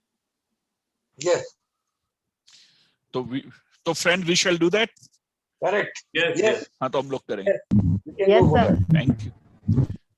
Oh yes, thank you sir, thank you. May I now request Lalit, thank you very much, and may I now request our past president Ghanshyam Bhai Acharya to give his concluding remarks, and the thanks to Ghanshyam Bhai. You can unmute yourself. Yeah, thank you Mehul Bhai for giving me an opportunity, and Lalit, it was very nice, very simple language. No, somebody said so you clarified in a very simple language so one can easily understand it, and I think you have clarified everything, do's and don'ts for the global grant and district grant both. But so I have one request to Mehul Bhai and you both. Most of the face I see on this, I think most of the people are in Rotary for more than 20-25 years or so. Very few new faces or young faces are here. If you remember, Lalit, earlier in PAT and SET, in assembly also, the president and secretaries were given the books of the even TRF, global grant, or the community services and membership development, etc., etc. 4 to 5 books were given to all the president and secretary, and president work and secretarial work. I think with this technology, we are now on the online everything. But say when you read something or if you have some book in your hand, hard copy always make the impact. I think all this advocate also accept, and you as a chartered accountant also accept, hard copy is a must. So I think we should request all incoming district governor to at least have a few-page booklet to all presidents, so that whatever you have mentioned or what you say, that can be ready anytime. So for small or minor question, they don't need to say run after any district governor or not for the other senior person. I think that would be a very good say beginning for the new team to come. That is what I say. And Lalit, thank you very much, and Mehul Bhai, thank you very much. And I thank all the participants. Because of you, this event and this program is very successful, and we would like to continue in this way. whatever Mehul Bhai and Lalit Bhai decide, whatever subject they decide, we all will be very eager and participating with that. With this word, I take leave and thank you. Thank you.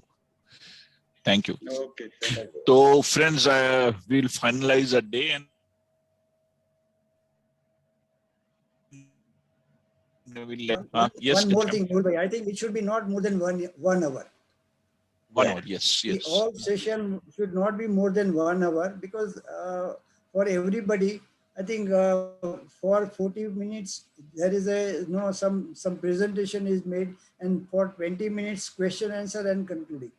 I think that would be appreciated by everybody. Yes. This is my suggestion. Yes, sure, we'll consider. And definitely slowly we will, by this experiences and suggestions, we will learn and we will structure this study circle very nicely. And ghana bada suggestions I have received. Even if any members has any suggestion for betterment or improvement of this study circle, please send me on my WhatsApp without any hesitation, so that we can collectively gather those suggestions and improve on this study circle. Thank you, friends. Thank you very much. Bye everybody. Bye. Thank you. Thank you, Mehul. Bye. Thank you all. Bye, Lalit. Thank you, Lalit ji. Bye. Thank you. Bye bye. Thank you, Ghanshyam bhai, for your very kind